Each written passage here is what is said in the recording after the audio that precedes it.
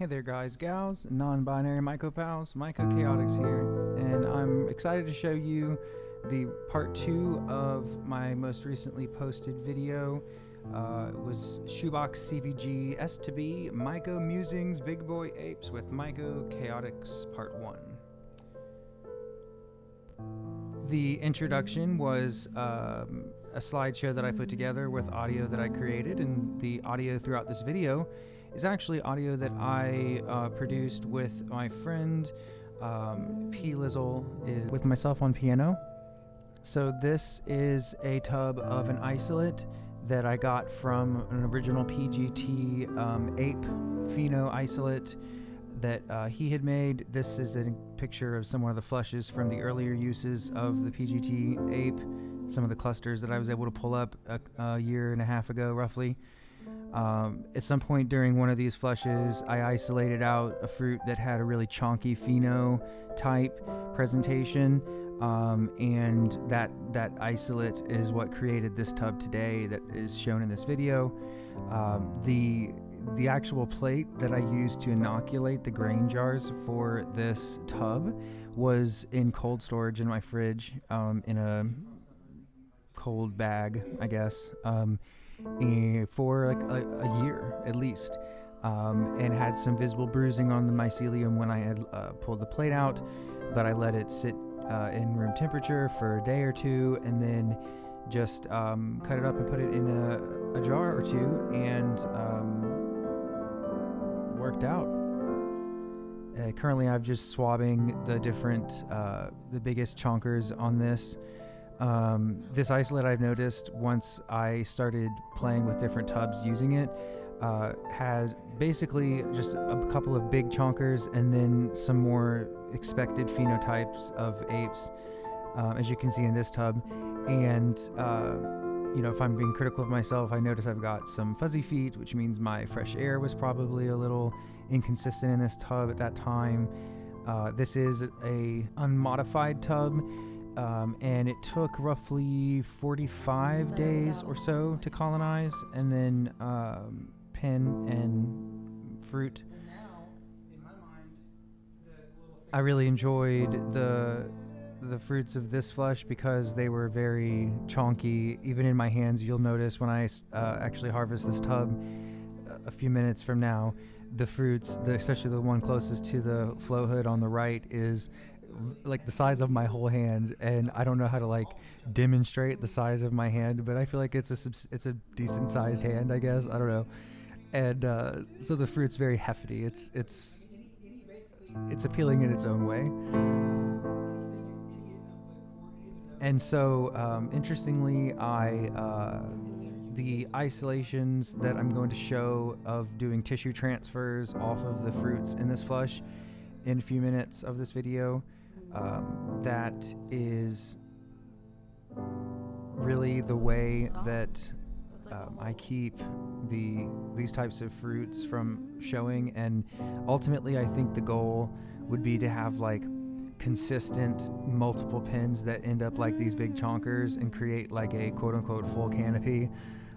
But I think, you know, look at the way that the cake is pulled away from the sides of the tubs. This is the first flush, and so those chonkers have fucking sucked that cake up. Like, you know, perhaps if I do a larger volume of substrate and grain spawn in a future tub, maybe move to a 12 quart. I tend to just like staying in 6 quarts, but you know, more spawn, more grain, or more you know, core, vermiculite, gypsum, etc., is going to be more nutrients and more liquid for the fruits to produce pins, and then grow the pins through essentially like nutrient and water absorption, an explosive mycelium growth.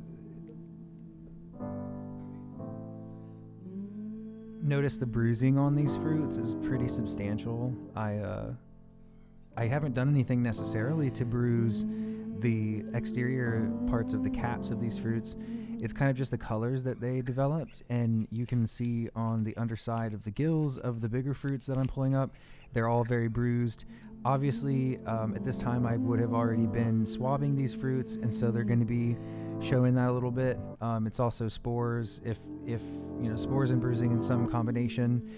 This specific isolate, and I think apes in general, don't drop their spores. They hold the spores up in their gills, and that's why you can swab them, and you can get spores up in the gills, but you aren't going to necessarily see spore droppings on the substrate surface or up on the tops of the caps like you would for fruits that are more phenotypically flat capped with the gills more exposed and opened out. They're kind of freely releasing spores.